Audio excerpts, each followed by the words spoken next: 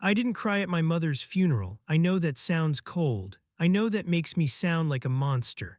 But when they lowered her casket into the ground, all I felt was a sense of relief. I felt like I could finally breathe. I felt like the heavy, suffocating wool blanket that had been wrapped around my life for 25 years had finally been pulled away. You see, my mother wasn't just a mother, she was a warden. She was a paranoid, obsessive, controlling force of nature who made my childhood a living nightmare. To the outside world, she was a hardworking single mom. But to me, she was the woman who forced me to wear a helmet just to walk down the driveway. She was the woman who banned me from playing tag at recess because I might fall. She was the woman who embarrassed me in front of every girl I ever liked by demanding to know their medical history. I called her the bubble wrap lady. My friends called her Crazy Cassie. I spent my entire life trying to escape her grip. I moved out the second I turned 18. I stopped answering her calls. I treated her like a nuisance. I looked at her cheap clothes, her worn-out shoes, and her refusal to spend money on anything fun, and I judged her. I thought she was a miser. I thought she was mentally ill. But 3 days ago, I found out the truth. I found out that while I was busy hating her for ruining my fun, she was busy calculating the exact cost of my survival. I found out that the money she hoarded wasn't for her retirement. And I found out that the reason she treated me like a glass doll was because she knew something I didn't. She knew I was going to break. If you have ever felt suffocated by a parent, or if you have ever judged someone for being overprotective, you need to listen to this story. Please hit that subscribe button right now. I am going to tell you the truth about the woman I hated and how she saved my life from beyond the grave. To understand my anger, you have to understand the humiliation of my childhood. It started when I was 5. Most kids were learning to ride bikes without training wheels. My mother forbade me from even looking at a bicycle. She said, "It is too dangerous, Leo. Your heart, you have to be careful." There was nothing wrong with my heart. I was a healthy, energetic boy. I ran, I jumped, I screamed. But every time I did, she was there, her eyes wide with terror, her hands reaching out to stop me. "Leo, stop running, sit down, catch your breath." She would drag me inside. She would put her hand on my chest and count my heartbeats, her lips moving silently, tears welling up in her eyes. I would push her away. "Mom, stop, I am fine." By the time I was 12, it was unbearable. I wanted to play Little League Baseball. All my friends were playing. I begged her. I pleaded. I told her I would do extra chores for a year. She looked at me with that stone-cold face and said, "No, absolutely not. The ball could hit your chest. It is a death sentence." I screamed at her. I told her she was ruining my life. I told her I hated her. She took it. She stood there in our tiny, run-down kitchen, wearing her uniform from the diner where she worked double shifts, and she just took my abuse. She said, "Hate me if you want, Leo, but you will be alive to hate me." And then there was the money. We were poor, dirt poor. We lived in a one-bedroom apartment above a garage. I slept in the bedroom. She slept on the couch. She worked 60 hours a week waitressing. I knew she made tips. I saw the wads of cash she brought home. But we lived like paupers. She bought generic cereal that tasted like cardboard. She watered down the juice. We never went to the movies. We never went out to dinner. I walked around in shoes that had holes in the toes. When I asked for new ones, she would go to the thrift store and buy used ones. "Mom," I would say, "I saw your tips yesterday. You made $200. Why can't we buy Nikes? Why can't we order a pizza?" She would look at me and say, "That money is not for us, Leo. That money is for the future." The future. She always said it with a capital F, like it was a monster coming to get us. I thought she was hoarding. I thought she was just one of those people who loved looking at numbers in a bank account more than she loved her own son. When I got to high school, I got a job. I bought my own shoes. I bought my own car. I distanced myself from her. I was ashamed of her. I was ashamed of her poverty. I was ashamed of her paranoia. When I graduated, I didn't invite her to the party. I told her it was students only. It was a lie. I just didn't want my friends to see crazy Kathy, the woman who might try to take my pulse in front of the punch bowl. I moved to the city, I became a graphic designer, I lived a fast life. I drank too much coffee, I stayed up too late, I played pickup basketball on the weekends. So every time I did something active, I would think of her and laugh. Look at me, Mom, I am running, I am sweating, and I am not dead, you were wrong. Then last week I got the call. It was her neighbor, Mrs. Higgins. Leo, she said, it is your mother. She collapsed at the diner. It was her heart. She is gone. I drove back to my hometown feeling a mix of sadness and that terrible, guilty relief. I went to the apartment. It was exactly the same.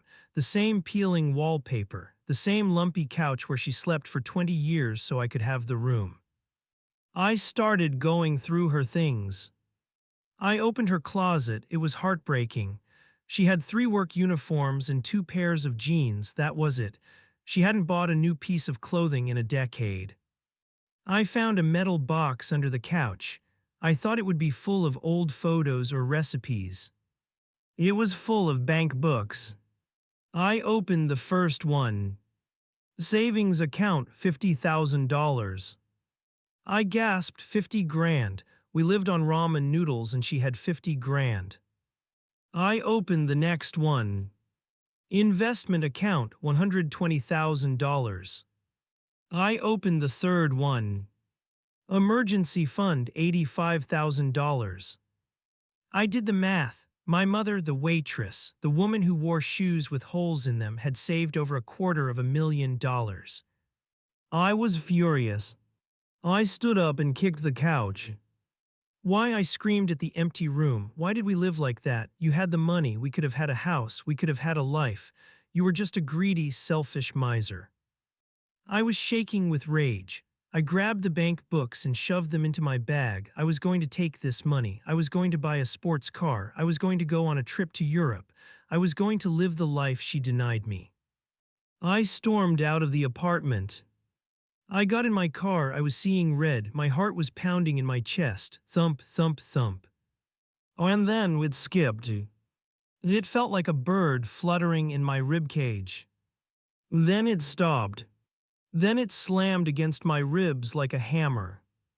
A wave of dizziness hit me, my vision blurred, my chest felt like it was being crushed by a vice. I gasped for air, but my lungs wouldn't fill. I slumped over the steering wheel, the world went black.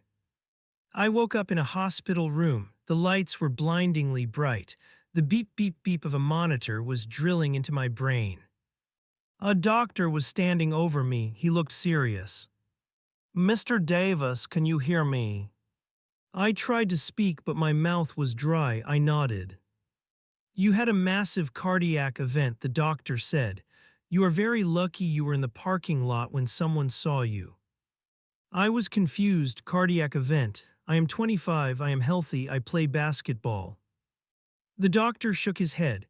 No, son, you are not healthy. You have a condition called hypertrophic cardiomyopathy. It is genetic. Your heart muscle is abnormally thick. It makes it hard for the heart to pump blood. It is a ticking time bomb. Usually the first symptom is sudden death. I stared at him. He continued, it is hereditary. Did your mother have heart problems? I thought about my mom. I thought about how she died, collapsed at the diner, her heart.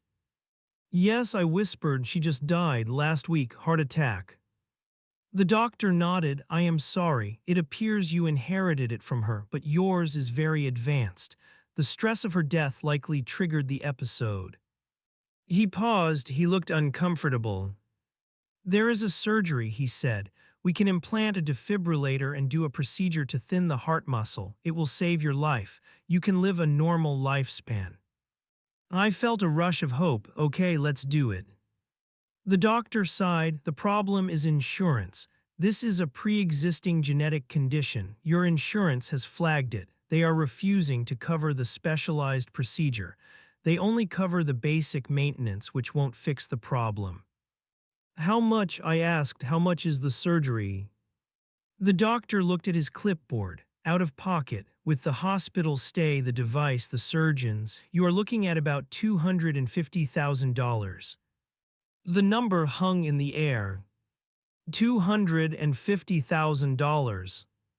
The exact amount in the metal box. I felt like I had been punched in the gut. The air left the room. The money. The future with a capital F. She knew. She knew the whole time. I asked the doctor how long would someone know about this condition. He said if she had it, she probably knew since you were born. It is a dominant trait. If a parent has it, there is a 50% chance the child has it. She probably watched you like a hawk. Any exertion, any stress could have killed you as a child. I closed my eyes. I saw my mother dragging me inside when I ran too fast. I saw her counting my heartbeats. I saw her banning me from baseball. She wasn't paranoid, she was terrified. She was watching her son play Russian roulette every time he stepped onto a playground. And she knew that one day the chamber would be loaded. She knew that one day my heart would fail, and she knew that the system would fail me too. She knew that without money I would die. So she started saving. She served millions of cups of coffee, she wiped millions of tables, she walked thousands of miles in broken shoes. She denied herself every single pleasure in life. She denied herself a soft bed, she denied herself a warm coat, she denied herself a vacation. She saved 50 cents on jeans, she saved 10 cents on coupons. She stacked dollar upon dollar, year after year, fighting against time, fighting against her own failing heart, just to build a wall of cash high enough to stop the Reaper when he came for me. And she let me hate her for it. She let me call her crazy Kathy, she let me call her cheap, she let me be ashamed of her. She absorbed my hatred and turned it into interest in a savings account. I looked at the doctor. I have the money, I whispered. My mother, she left it for me. I got the surgery 3 days later. I lay in the hospital bed recovering. The rhythm of my heart was steady, thump, thump, thump. Each beat was a gift from her. I asked the nurse to bring me my bag. I pulled out the metal box. I looked through the papers again. At the bottom, under the bank books, I found a letter. It was in a sealed envelope. On the front it just said, "For Leo's heart." I opened it, her handwriting was shaky. "My dearest Leo, if you are reading this, it means the day I feared has come. I am sorry I was so hard on you. I am sorry I didn't let you play baseball. I am sorry I embarrassed you in front of your friends. I wanted to tell you, 1,000 times I wanted to tell you. But how do you tell a little boy that he has a time bomb in his chest? How do you tell a child that he might not wake up tomorrow? I wanted you to feel invincible. I wanted you to feel normal. I didn't want you to live in fear. So I carried the fear for you. I carried the fear every time you ran out the door. I carried the fear every time you got angry and your face turned red. I knew I couldn't stop the genetics, but I could stop the poverty. I knew that money is the only thing that buys miracles in this world. So I saved every penny. I know you hated our life. I know you hated the cheap food and the dark house. But Leo, every time I put $1 in this box, I felt like I was buying you another heartbeat. Every time I skipped a meal, I felt like I was buying you another breath.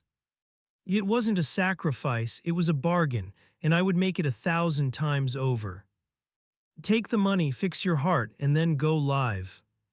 Run, jump, play. Do it all for me.